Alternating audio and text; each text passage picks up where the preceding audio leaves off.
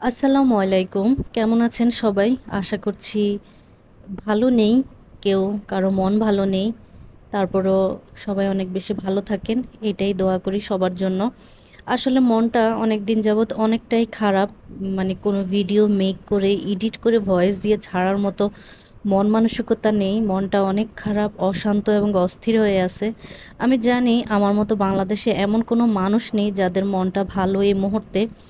কারণ বাংলাদেশের যে অবস্থা, আমাদের ভাই বোনদের উপরে, ছাত্রছাত্রীদের উপরে যে অবস্থা চলতেছে, বা গত কয়েকদিন যাবৎ যে অবস্থা হয়েছে তাদের উপরে, কত মায়ের বুক যে খালি হয়েছে এবং কত মায়ের বুক যে খালি হবে জানি না। আল্লাহ সবাইকে হেফাজতে রাখুক। আসলে এটা বলা ছাড়া আমাদের সাধারণ মানুষদের কিছু করার নেই। আমরা কিছু বলতেও পারি না, কিছু করতেও পারি না। অনেক দিন পরে একটা ভিডিও নিয়ে আপনাদের সামনে হাজির হয়ে গেলাম।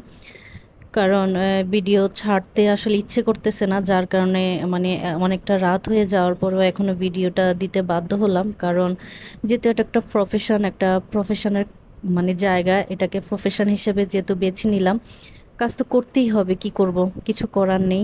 কারণ অনেকটা জীবনের ঝুঁকি নিয়ে, অনেকটা রিস্ক নিয়ে যারা বাইরে যাচ্ছে তারাও কাজ করতেছে শুধু একমাত্র প্রফেশনের জায়গাটাকে মানে শক্ত করে ধরে রাখার জন্য জীবনের তাগিদে।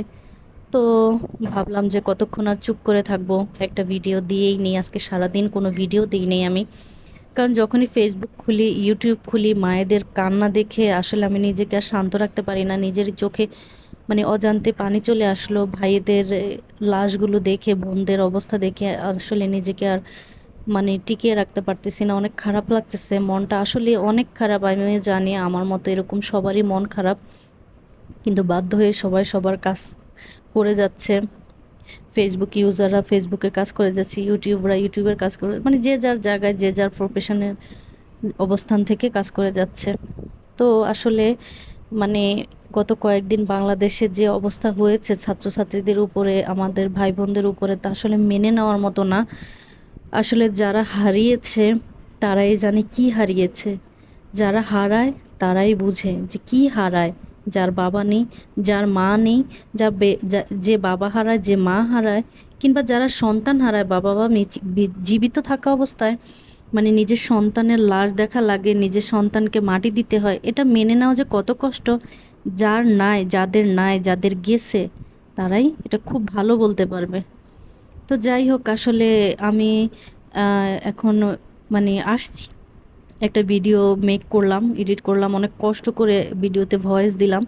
যাই হোক, আমরা যারা সাধারণ বাঙালি, আমাদের কিছু করার থাকে না, কিছু করারও নাই। আমরা শুধু একটা কাজই করতে পারবো, আমাদের যেসব ভাইয়েরা মারা গেছে, যেসব বোনেরা মারা গেছে, কিংবা যারা অসহায় অবস্থা আছে, আন্দোলনরত অবস্থায় এখনও আছে, তারা যাতে ভালো থাকে, সুস্থ থাকে, এবং যারা মারা গিয়েছে তাদেরকে যাতে আল্লাহ বেহেশত নসিব করে, এটাই আল্লাহর কাছে চাইতে পারবো। এছাড়া আসলে আমাদের আর কিছু করার নেই।